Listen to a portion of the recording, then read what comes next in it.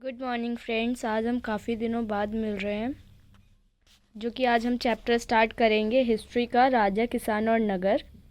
ये हमारे सीयूटी में भी पूछा जाएगा अभी, और ये 12th के बोर्ड जो एग्ज़ाम आ रहे हैं उसमें के लिए भी ये इम्पॉर्टेंट है। इसमें केवल इम्पॉर्टेंट पॉइंट्स ही मैं आपको बताऊंगी। जैसे कि फर्स्ट क्वेश्चन है हमारा, अशोक के अभिलेख किस भाषा में है? अशोक के अभिलेख कौन सी भाषा में थे? प्राकृत भाषा में। ठीक है, प्राकृत और संस्कृत दोनों ही भाषा में थे, बट अगर ऑप्शन में अगर दोनों आता है तो हमें प्राकृत भाषा करना है। ठीक है, ब्राह्मी लिपि को पढ़ने में किसने सफलता पाई थी? जेम्स प्रिंसेप्स ने पाई थी। ठीक है, अशोक के शिलालेख अधिकतर किस पर खुदे हैं? अभिलेख और शिलालेख में अंतर होता है, तो इसका ध्यान से देख के क्वेश्चन बता कर आंसर देना। ठीक है, शिलालेख के अधिकतर किस पर खुदे थे? पत्थर पर खुदे थे। देवा नाम प्रिय किसके लिए प्रयोग हुआ? किसके लिए हुआ था? अशोक के लिए हुआ था। ठीक है,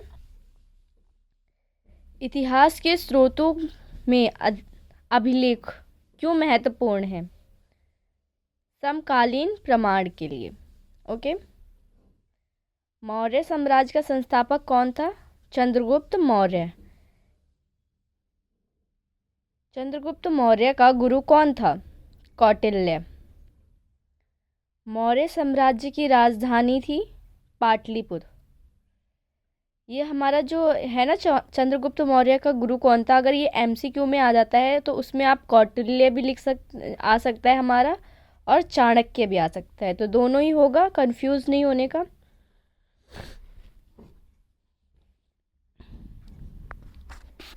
इतिहास जानने के साधन। इतिहासकार प्राचीन भारत को समझने के लिए साहित्यिक और भौतिक स्रोतों का उपयोग करते थे या करते हैं। अभिलेख, पत्थरों और स्तंभों पर खुदे लेख सबसे भरोसेमंद स्रोत, क्योंकि समकालीन हैं, बाद में बदले नहीं जा सकते। अशोक के अभिलेखों में हमें शासन नीति, धम्म, जनता के प्रति सोच की जानकारी मिलती है। महत्वपूर्ण बातें, इतिहास सिर्फ ग्रंथों से ही नहीं बल्कि जो लिखा और बनाया गया है उससे भी समझा जाता है। ठीक है, मौर्य साम्राज्य की स्थापना और विस्तार चंद्रगुप्त मौर्य ने की थी। भारत का पहला शासक जिसने विशाल साम्राज्य बनाया, नंद वंश को हटा कर सत्ता प्राप्त की, चाणक्य कौटिल्य का मार्गदर्शन मिला। साम्राज्य की विशेषता, शासन का केंद्र पाटलिपुत्र, शासन अत्यधिक केंद्रीकृत, राजा सर्वोच्च सत्ता और प्रशासन चलाने के लिए अधिकारी, सेना, जासूस। कॉन्सेप्ट क्या है? मौर्य साम्राज्य ने पहली बार पूरे उत्तर भारत को एक प्रशासनिक इकाई में बांधा था। ठीक है,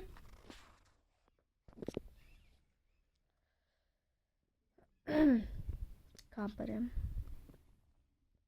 अशोक का शासन और कलिंग युद्ध। अशोक का हृदय किस युद्ध के बाद में वो हुआ था? कलिंग युद्ध की वजह से। ठीक है, आइए देखते हैं कलिंग युद्ध कब लड़ा गया? 261 ईसा पूर्व। अत्यंत रक्तपात हुआ था, हजारों लोग मारे गए थे। युद्ध ने अशोक को अंदर से झकझोर के रख दिया था। परिवर्तन, हिंसा छोड़ दी। युद्ध विजय की जगह नैतिक विजय को महत्व। धम्म क्या है? धम्म कोई धर्म नहीं है, यह था नैतिक जीवन का तरीका। ठीक है, अगर क्वेश्चन में आता है कि कौन से युद्ध के बाद में अशोक का कौन सी युद्ध ने अशोक का हृदय झकझोर के रख दिया था? तो वो था हमारा कलिंग युद्ध, क्योंकि इसमें बच्चे बूढ़े सब मारे गए थे इस वजह से।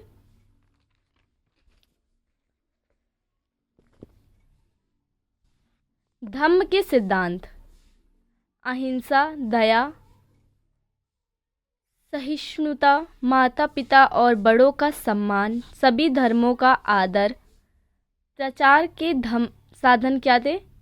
शिलालेख, स्तंभ, राजकीय आदेश।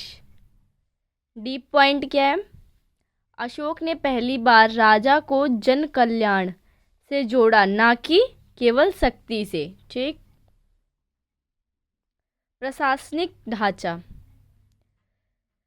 राजा सर्वोच्च मंत्री और अधिकारी शासन चलाते थे। प्रांतों में स्थानीय अधिकारी, ठीक है, जासूस व्यवस्था, जनता पर नज़र, भ्रष्टाचार रोकने के लिए। अर्थशास्त्र में बताया गया राजा का कर्तव्य जनता की सुरक्षा और समृद्धि है। किसान और ग्रामीण जीवन: किसान प्राचीन भारत की आर्थिक नींव थे। कृषि व्यवस्था में क्या क्या यूज़ होता था? हल और बैलों का प्रयोग होता था। सिंचाई के साधन थे। अच्छी फसल, मजबूत राज्य। कर आई मीन टैक्स जिसे कहते हैं अभी भी। पहले कैसे तो वो करते थे, किसान उपज 1/4 भाग राज्य को देते थे। ठीक है, यह कर भाग ले कहलाता था। महत्वपूर्ण समझ: राज्य किसानों पर निर्भर था, इसलिए उन्हें पूरी तरह नष्ट नहीं किया जाता था। कर व्यवस्था का उद्देश्य: राज्य कर इसलिए लेता था ताकि सेना का खर्चा निकले, प्रशासन, सड़कें, सिंचाई, सुरक्षा। कर शोषण नहीं बल्कि राज्य संचालन का साधन था। अभी भी जैसे कि लेते हैं नगरों का विकास। नगर क्यों विकसित हुए? व्यापार बढ़ा, शिल्प कला विकसित हुई, बाजार बने, प्रमुख नगर। पाटलिपुत्र मतलब प्रशासन, मथुरा कला, तक्षशिला व्यापार और शिक्षा के लिए थी, नगर आर्थिक गतिविधियों का केंद्र। ठीक। राइटिंग में थोड़ा सा वो हो सकता है, लेकिन जो मैं बता रही हूँ तो वो ध्यान से सुनना।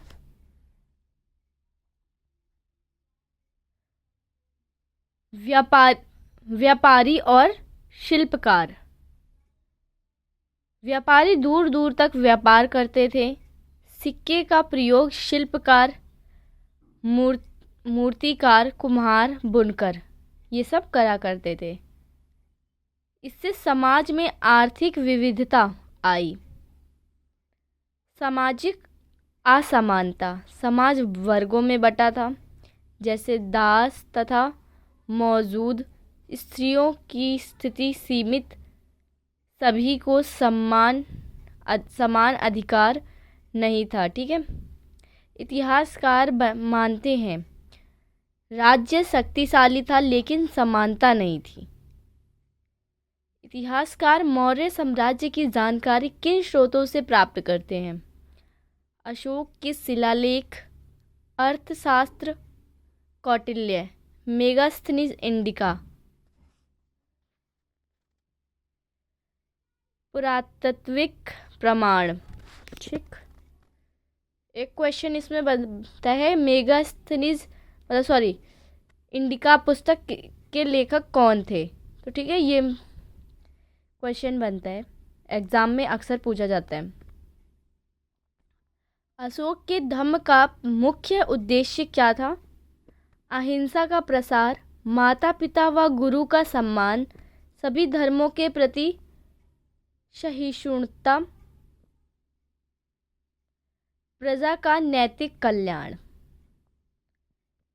मौर्य प्रशासन में अमात्य कौन थे? अमात्य कौन थे?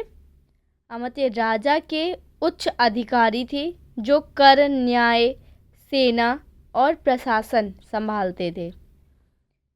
किसान राज्य के लिए क्यों महत्वपूर्ण थे? कर भूमि कर का मुख्य स्रोत, कृषि उत्पादन से राज्य की अर्थव्यवस्था चलती थी। सेना व नगरों के लिए अन्न की आपूर्ति, नगरों के विकास नगरों के विकास के कारण बताइए। ये हमारा क्वेश्चन है। व्यापार और शिल्प का विस्तार, सिक्कों का प्रचलन, राजकीय संरक्षण, सड़क व परिवहन सुविधा। ठीक है। शिलालेख का ऐतिहासिक महत्व क्या है? शासकों की नीतियाँ पता चलती हैं, प्रशासनिक व्यवस्था की जानकारी, सामाजिक धार्मिक विचारों का ज्ञान। मौर्य काल में कर व्यवस्था कैसी थी? भूमि कर मतलब कि उपज का हिस्सा मांगा जाता था। व्यापार कर, पशु व सिंचाई कर, राज्य द्वारा नियंत्रित संग्रह।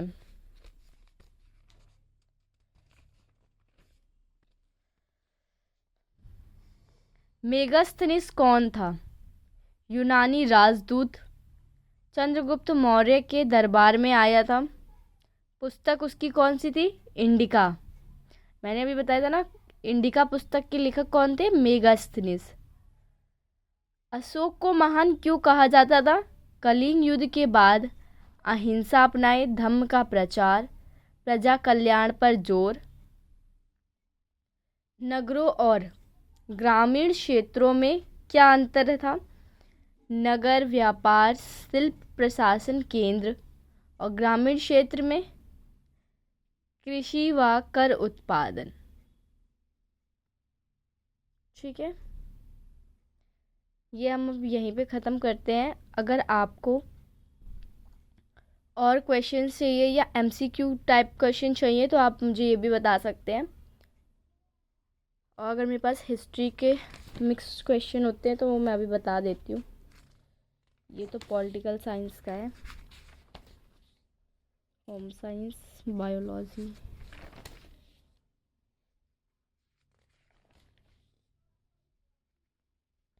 जनरल एप्टीट्यूड टेस्ट है ये, करंट अफेयर्स।